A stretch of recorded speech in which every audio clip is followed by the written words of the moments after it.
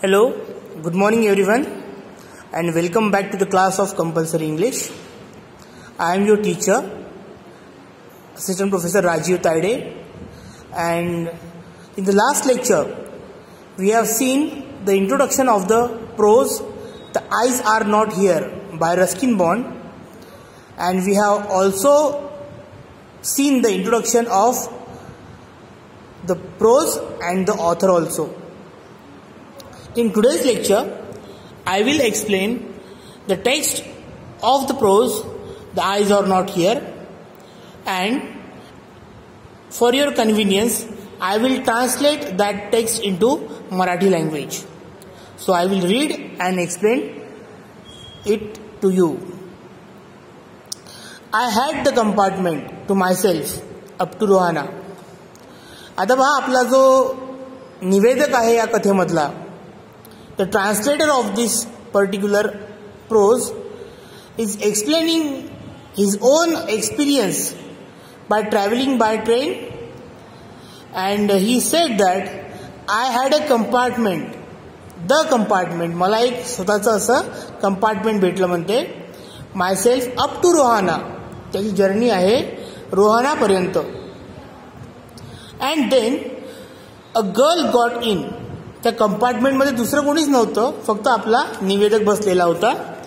And latter on त्या कंपार्टमेंटमध्ये एक मुलगी चढली. The couple who saw her of वर प्रॉबब्ली हर पेरेंट्स. एक जोडपं त्या मुलीला निरोप द्यायला आलेलं होतं, जे कदाचित त्या मुलीचे आई वडील असतील. दे सीम्ड व्हेरी अँशियस अबाउट हर कम्फर्ट. ते दोघं जण, ते जे जोडपं होतं ते असं दिसत होतं की ती फार काळजी करत आहे त्या मुलीच्या कम्फर्टबद्दल. कम्फर्ट म्हणजे तिचा प्रवास आरामदायक व्हावा, सुखकर व्हावा असं त्यांना वाटत होतं, आणि त्यांना त्या गोष्टीची चिंता होती. दे वर व्हेरी अँशियस. And the woman gave the girl detail instructions as to where to keep her things when not to lean out of the window. आता पहा, ती जी त्या जोडप्यामधली स्त्री होती, बहुतेक तिची आई, ती त्या मुलीला काही सूचना करत होती, काय करायचं, कुठे काय ठेवलेलं आहे. तर या सर्व सूचना ती लेडी त्या मुलीला देत होती. when not to lean out of the window, त्या खिडकी बाहेर कधी वाकून पाहायचं नाही. And how to avoid speaking to strangers.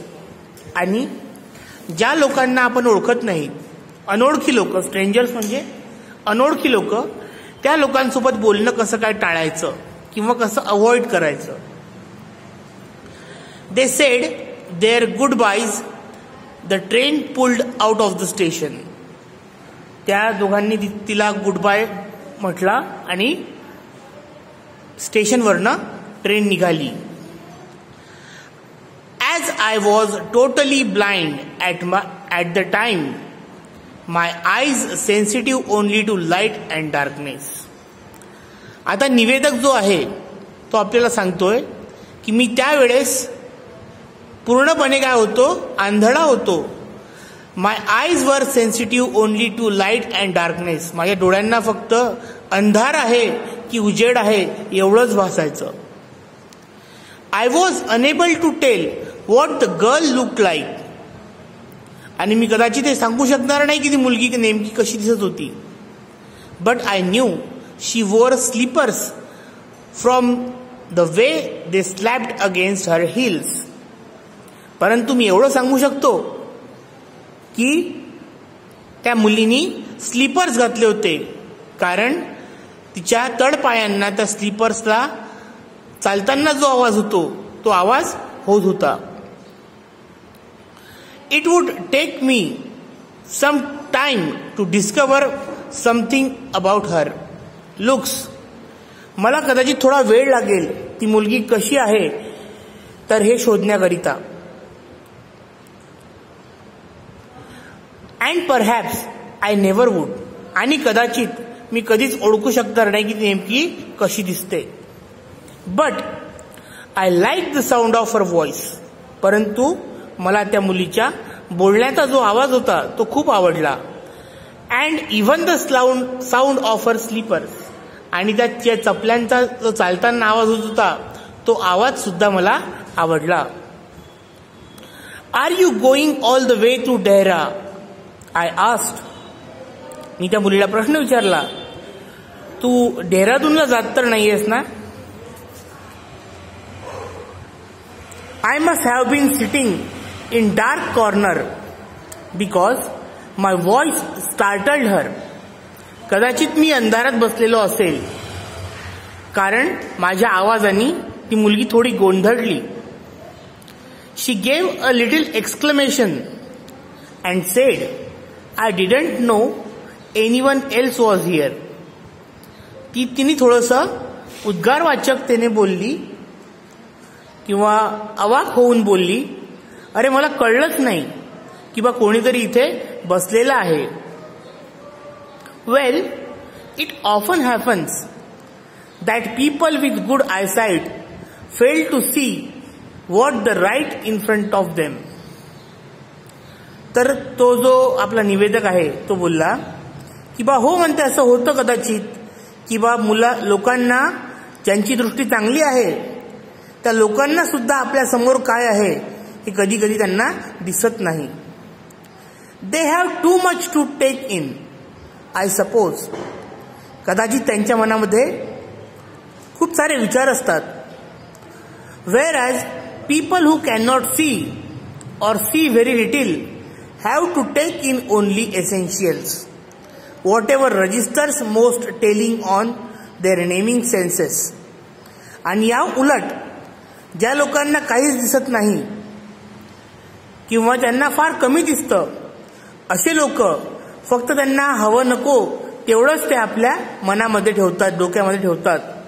किंवा त्यांना जे रजिस्टर करून ठेवायचं आहे किंवा त्यांना जे लिहून ठेवायचं आहे तर तेवढ्याच गोष्टी त्यांच्या मनामध्ये रुळत असतात. I didn't see you either, I said, but I heard you come in. मला तुम्ही येताना दिसला नाही परंतु मला तुमचा आवाज आला. I wondered if I would be able to prevent her from discovering that I was blind. आता या ठिकाणी आपल्या निवेदकांनी आपल्याला गोष्ट सांगितलेली आहे की बा मी तिला असं म्हटलं की बा तुम्ही मला येताना दिसलं नाही पण मला तुमचा आवाज आला. कदाचित आपला जो निवेदक आहे याला तिच्यापासून लपवायचं असेल की तो आंधळा आहे आणि ते करण्यात तो कदाचित सक्सेसफुल झाला असं त्याला वाटतंय. म्हणून तो आपल्याला म्हणतोय की I wondered if you be able to prevent her from discovering that I was blind. I thought provided I keep my seat it shouldn't be too difficult. परंतु मी माझी जागा व्यवस्थित घेतली. The girl said, I am getting down at Saharanpur. ती मुलगी बोलली की मी आता सहारनपूर आल्यानंतर उतरून जाईल ट्रेनच्या खाली. My aunt is meeting me there. माझी जी आंट आहे, आता आंटचा नेमका मावशी म्हणा की काकू म्हणा तर आपल्याला तो संदर्भ या ठिकाणी लागत नाही, परंतु या ठिकाणी आपण आंटच म्हणू. तर तिची जी चुलती आहे ती तिला घ्यायला त्या ठिकाणी येणार आहे. Then I had better not to be familiar, I said. Aunts are usually formidable creatures. तर म्हणते मी तुमच्यासोबत जास्त फॅमिलियर होता कामा नये असा आपला निवेदक त्या मुलीला म्हणाला. कारण आंट नावाची ज्या गोष्टी असतात किंवा ते जे क्रिएचर असतात देवानी क्रिएट केलेले ते फार फॉर्मिडेबल असतात. फॉर्मिडेबल म्हणजे व्हेरी रूड, त्यांना जास्त मिक्स होणं आवडत नाही.